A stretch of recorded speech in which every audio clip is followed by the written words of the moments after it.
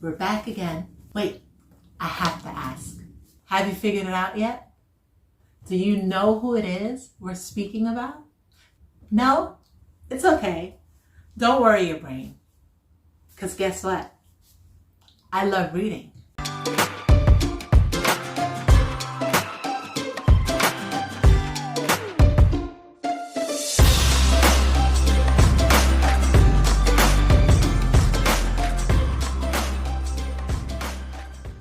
The goddesses of the Muse, of which there are 9, were personified as knowledge of literature, arts, dance, and music, and make up the pantheon of what is the symbolic essence of creativity. The pure distilled meaning of finding one's muse is when the knowledge of the science and art melt into one and can be seen as beauty and creative innovation.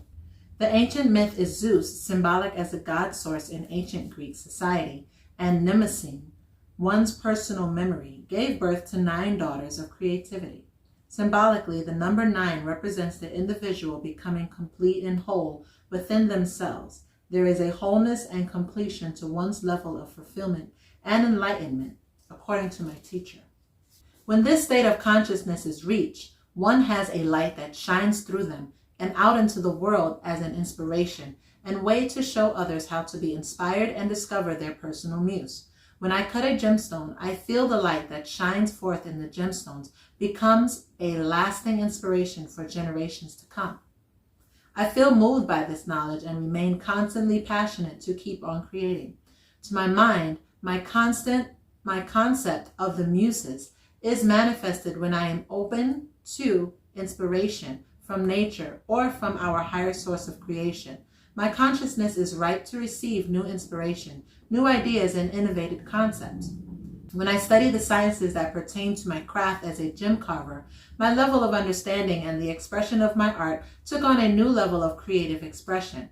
When I merged my knowledge of mineralogy, the years of practice in cutting gemstones, along with years of mastering the arts in various mediums, my expression of gem art became exciting and innovative.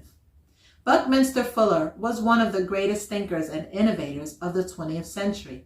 He is most recognized for inventing the geodesic dome and coining the word synergy in our modern vocabulary, simply stated as, the combined parts of a whole are exponentially greater than the sum of its parts.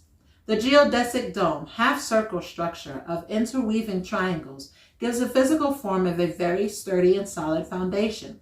This interweaving composition of structures that completely mimic the structure of the silicon dioxide molecule, known in the gem world as quartz, is one of the most stable, if not the most stable, solid form of nature.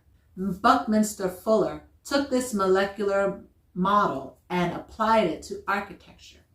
This series of interconnected equilateral triangles creates a perfect balance between tension and compression, creating a perfect solid form. The geodesic dome is so solid and stable, it is used in the polar caps where winds can whip at 100+ miles per hour on a daily basis. I was very lucky to have had a short but very fortunate opportunity to learn directly from him towards the end of his life. He was one of my mentors in the fields of science and innovation, a true Renaissance man of the 20th century with a keen spiritual nature-based philosophy. After spending a couple of years in college studying geology, mineralogy, and the macro world of crystallography, I could see how nature drives towards perfection constantly. Even though you can't see this in the macro, it is a key to how all life builds itself from the chaos of the Big Bang. Later, I will go more into the drive that all life from the atom to human is driven to this state of absolute balance and equilibrium. The year was 1975.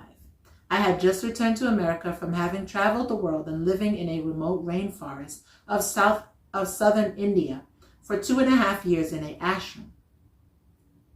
In my travels and living overseas in a very foreign culture like India, I saw parts of the world that could have been a scene in Kipling novels. The giant mosque and bazaars of Turkey and Iran, the remote tribal village people of the Khyber Pass, bordering Pakistan and Afghanistan, along with the jungles, elephants, and cobras of India. I was blown wide open. My understanding of my world was now completely inside out and upside down, and I had not a single clue what I wanted to do with my life at the age of 23. I was searching for meaning and trying to make sense of how the world appears to be on the physical versus what I was experiencing in this hidden world. It was a journey into the world of paradoxes. Both were true, but neither made sense on their own. I was searching to find the balance between the seen and unseen. Upon returning home, after the years of travel and living in foreign culture, I was lost. I felt more disconnected and disoriented back in Los Angeles than I had in the remote rainforests of India. What I was raised to believe and know growing up in America, and what I had come to experience through these paranormal experiences and cultures of very foreign land, was a complete paradox and at opposite ends of understanding. I was back in America living in San Francisco with my brother. I held a job at a restaurant as a dishwasher. At the time, I was still going through the culture shock of coming back home and trying very hard to readjust to life back in America. I had no clear direction to my life or what I wanted to do.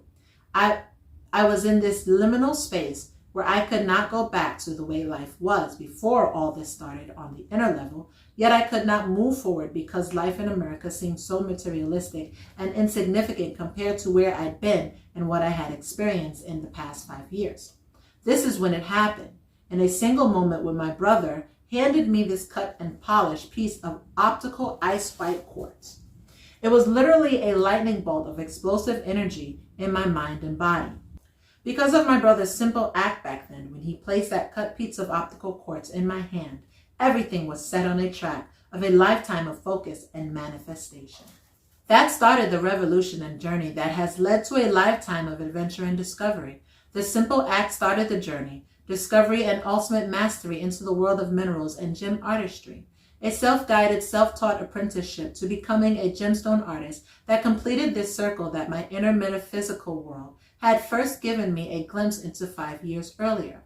I found my medium of art and life, a career and big piece of my destiny. All the parts were in place for the synergy to happen.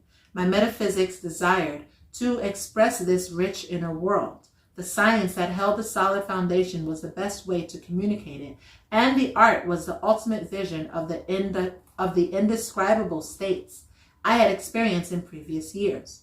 Indescribable in that the light and color natural gemstones give back to us, along with the emotions they ignite in our hearts, was the first physical form in art that came the closest to what I had seen and felt in these deeper states of consciousness.